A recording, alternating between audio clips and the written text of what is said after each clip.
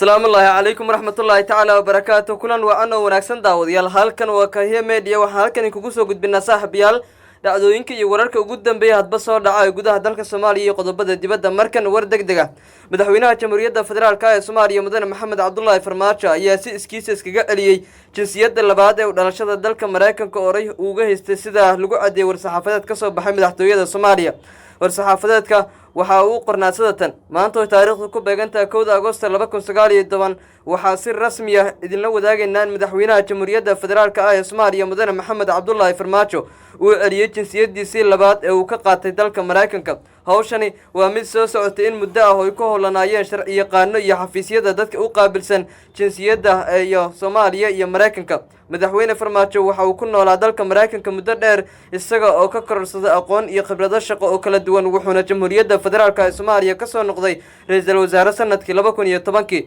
dastuurka ku meel gaarka ah ee Jamhuuriyadda Soomaaliya ayaa ogolaanaya in muwaadinka Soomaaliyeed uu qaadan karo jinsiyad kala balse markii la doortay kadib madaxweynuhu waxa uu si iskiis ah uu bilaabay qorshaha celinta baasaboorka labaad ee Mareykanka ah taas oo guud ahaanba maanta soo dhilaatay ayaa lagu yiri warka ka soo baxay filla Soomaaliya si kastaba ahaatee madaxweyne Farmaajo ayaa horay u haystay dhalashada wadamada Soomaaliya iyo Mareykanka balse ugu dambeyn maanta wuxuu dib u celiyay dhalashadii dalka Mareykanka